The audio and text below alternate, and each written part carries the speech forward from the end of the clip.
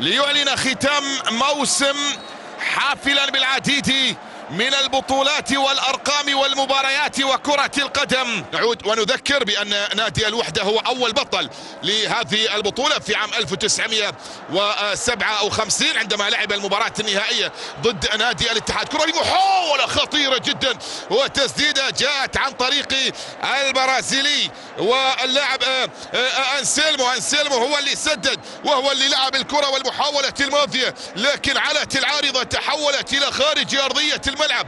هذه التسديدة وهذه الكرة والمحاولة اصطدمت في المقص الزاوية 92 وضغط المباريات في الفترة الأخيرة لا يجد أي عذر للخسارة في مباراة اليوم، لأن جماهيره لا تتقبل وصافة أخرى. كرة براسية حلوة من فييتو، حلوة الكرة الراسية الماضية من فييتو، والتصدي يأتي من منير في التوقيت المناسب والمكان المناسب، يقف ويبعد الكرة إلى خارج أرضية الملعب. من يحمل شارة القيادة هنا في هذه المواجهة؟ هذا وليد باخشوين، لعب بالفانيلا رقم 4. كرة بمحاولة أمامية رائعة جدا مثالية من وليد، دخول إلى منطقة الجزاء مستمرة وتسديدة تأتي لكن في الشباك الجانبية. كرة في الشباك الجانبية، عبد الكريم يودا الفرنسي المهاجم عبد الكريم سدد الكرة والمحاولة الماضية، لكن كرة اصطدمت في الشباك الجانبية. كريم يودا هذا الرجل الحاضر معنا الآن إلى دوري المحترفين السعودي بعد أن قضى تقريبا 10 سنوات، بعد أن قضى 10 سنوات لاعبا مع نادي الهلال قادما من نادي الشباب. اليوم عبد الله عطيف يودع نادي الهلال بهذه البطولة ويسعى بكل تأكيد إلى أن يترك ذكرى. كرة محاولة وتسديدة لكن في أحضان حارس المرمى عبد الله عطيف. كرة عن طريق مو بحجي اللي شات الكرة، والتسديدة الماضية كانت يبدو عن طريق اللاعب البرازيلي أنسيلمو. ماريجا من جديد الى البريك، عرضية داخل منطقة الجزاء، الكرة بحوزة باخشوين وسيطرة وليد وابعاده في التوقيت المناسب، يبعد الكرة والخطر من داخل منطقة جزاء الوحدة ليبدأ مشوار كرة المرتدة. يا سلام، ملعوبة بشكل جميل جدا، وصلت الكرة والانطلاق الآن تأتي عن طريق اللاعب المتقدم عبد العزيز نور، يلعبها في الجهات اليمنى. كريم اوهو، كرة من كريم يودا. هذه المحاولة وهذه الانطلاقة من البداية من باخشوين إلى الانطلاقة بعد ذلك إلى عبد العزيز نور، وبأقدام نور تصل إلى عبد الكريم يودا، وكريم يودا يتوغل ويسدد بالقدم اليمنى، لكن كرة مرت بجوار القائم وتحولت إلى خارج أرضية الملعب، وصلت إلى ركلة مرمى عند الحارس عبد الله. الهلال فاز بثلاثية مقابل هدفين، هاتريك رجب في ذلك التوقيت في مرمى الوحدة. كرة بمحاولة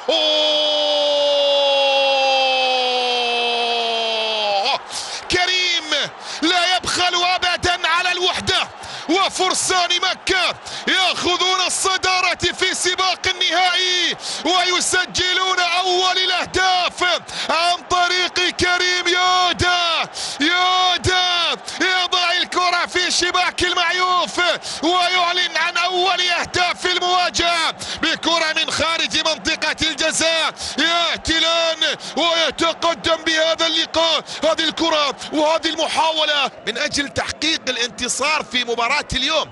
واعتقد احد العوامل التي ساهمت ايضا في هذا الموضوع هي نتيجة الفريقين الاخيرة في بطولة الدوري.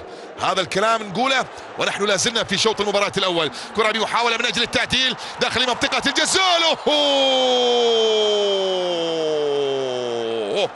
القائم يحرم ميشائيل من التعديل.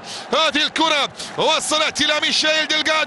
ديلغادو بالقدم اليسرى يضرب، لكن كرة تصطدم في القائم وتتحول إلى خارج أرضية الملعب. حكم المباراة ربما يطلق صافرة نهاية شوط المباراة الأول. نعم، الآن تأتي صافرة نهاية أحداث هذا الشوط بتقدم الوحدة بهدف عن طريق كريم يودا، ما ظهر به ومن خلاله الوحدة في الشوط الأول الذي قدم أداء يستحق، ومن ثم بعد ذلك يبحث عن مجد جديد. الكرة تعود من جديد لمصلحة اللاعب كريم يودا، يلعبها إلى جان بيجل يعيدها مرة أخرى إلى كريم، محاولة على مشارف في منطقة الجزاء لمصلحة الوحدة، لا زالت مستمرة وقائمة خطيرة داخل المنطقة، خطيرة ملعوبة، لكن المعيوف للكرة بعد ذلك التصدي يأتي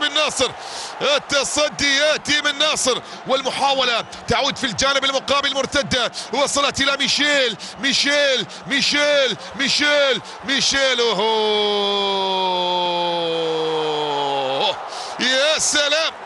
يا سلام على تسديدة من لوشيانو فييتو والتصدي من منير المحمدي. هذه الكرة ميشيل لعبها إلى فييتو، وفييتو سدد في كرة تصدى لها الحارس منير بشكل في غاية الروعة، وأبعد الكرة إلى خارج أرضية الملعب.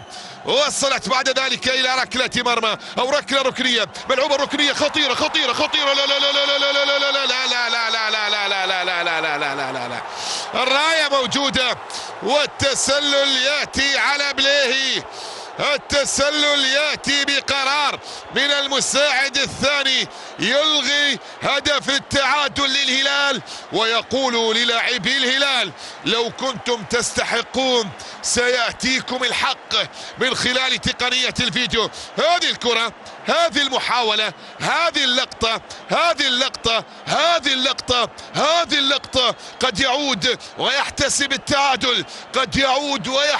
التعادل، لا أجد مبررا لإلغاء الهدف. لبليهي يسجل التعديل لمصلحة الهلال بانتظار لا وجود للتسلل، لكن الكرة أثناء تنفيذ الركنية تجاوزت خط المرمى وهي في الهواء. الكرة أثناء تنفيذ الركنية وهي في الهواء تجاوزت خط المرمى ودخلت بعد ذلك إلى الملعب. هذا هو سبب إلغاء هدف التعادل بالنسبة للهلال. تعود في الجانب المقابل نجعي لازالت مستمرة وقائمة عن طريق اللاعب كريم يودا، بعد ذلك أبعدت إلى خارج أرضية الملعب. رأسية وإبعاد، البحث عن المرتدات. نعم، وصلت لمصلحة الهلال، لا زالت مستمرة وقائمة وأبعدت في التوقيت المناسب. الله يا إسلام، الله يا هوساوي، تدخل في غاية الروعة وبتوقيت مميز جدا من إسلام هوساوي، منع مرتدة الهلال وبدأ محاولة جديدة لمصلحة الوحدة، انطلاقة من الجهات اليسرى عن طريق جان بيجل صاحب هدف الفوز في مرمى نادي النصر. محاولة دخول إلى داخل المنطقة، لا زالت مستمرة وقائمة، خطيرة لا لا لا لا لا لا لا لا لا لا لا لا.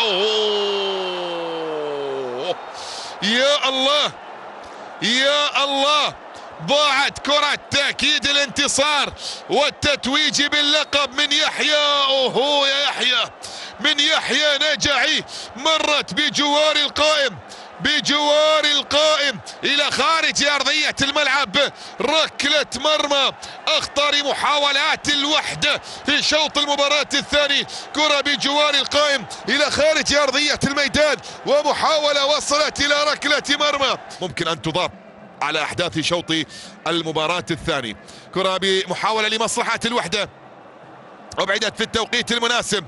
هذه التسديدات 13 مقابل 15، حتى الأرقام والإحصائيات تعطي الوحدة أحقية بنتيجة اللقاء إلى هذه اللحظة. محاولة ملعوبة الآن لمصلحة نادي الهلال أمامية داخل منطقة الجزاء، خطيرة الكرة، لا زالت مستمرة وقائمة، وتسديدة تأتي لكن عند حارس المرمى منير. والاستبسال والقوة الدفاعية لا زالت حاضرة وقائمة بالنسبة للوحدة ولاعبيه في أرضية الميدان. محاولة بكرة رأسية، إبعاد في التوقيت المناسب.